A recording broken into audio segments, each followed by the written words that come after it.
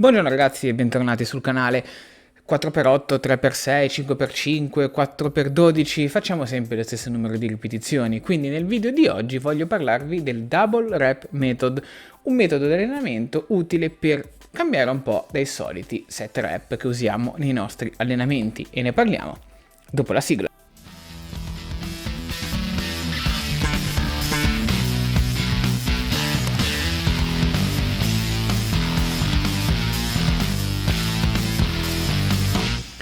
Ovviamente vi ricordo che se non mettete like al video e non vi iscrivete al canale, questo metodo purtroppo non funzionerà. Che cos'è il Double Rep Method? Beh, lo possiamo spiegare come raggiungo un determinato RM, quindi immaginiamo un 6 RM, e poi a doppie raggiungo il doppio del 6 RM.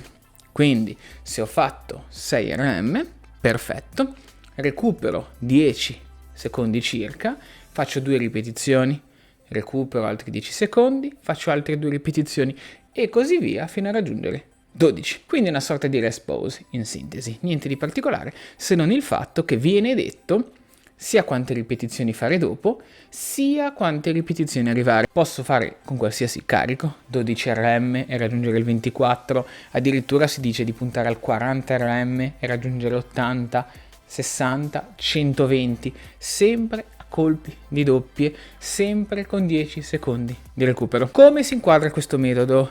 Viene detto tranquillamente che lo si può utilizzare o su tutta la scheda, tutti gli esercizi della scheda, o in 1 o 2 esercizi, così come lo si può utilizzare proprio su tutti gli esercizi della settimana, oppure se magari ci alleniamo in multifrequenza, si può fare un giorno classici set rep che conosciamo, e un giorno il Double Rep Method, sta a noi. Quindi nel caso decidessimo di farlo 2 volte a settimana, un giorno viene detto di stare sul 6 RM per raggiungere il 12 e un giorno molto più alti, quindi 40 da raggiungere l'80 o il 30 al 60 e così via, quindi ripetizioni molto più alte. Si consiglia un solo set perché in teoria sempre questo metodo racchiuderebbe tutte le serie allenanti di un esercizio in un'unica serie.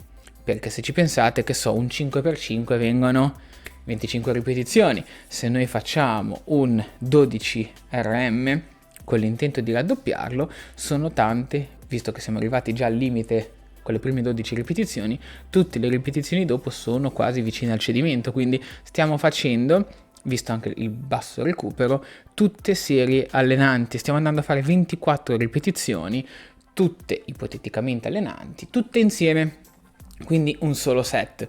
Poi vabbè, dipende da come vi allenate, quanti esercizi fate, però anch'io vi suggerisco di farne 1, massimo 2 per esercizio. Poi ovviamente dipende da come è organizzata la vostra scheda. Ideale se avete poco tempo, questo metodo secondo me è eccezionale per chi ha poco tempo da dedicare all'allenamento, perché con una serie si toglie tutti i problemi. È ideale poi anche per chi ha poca attrezzatura, perché se noi abbiamo poca attrezzatura in casa e magari facciamo fatica a raggiungere carichi allenanti o carichi elevati, beh, ci facciamo il nostro 30 Double Rep Method, quindi arriviamo sulle trentina di ripetizioni e poi a doppie in rest pause arriviamo fino a 60, quindi tutt'altro che semplice, anche con pochi carichi, anche a corpo libero è raggiungibile, è fattibile e cambia decisamente come noi percepiamo l'allenamento, perché un conto è fare tutte serie da 30, un conto è farne una da 30 e poi a colpi di doppie arrivare a 60. Non oso pensare come deve essere fare questo metodo ad esempio sul 60 RM,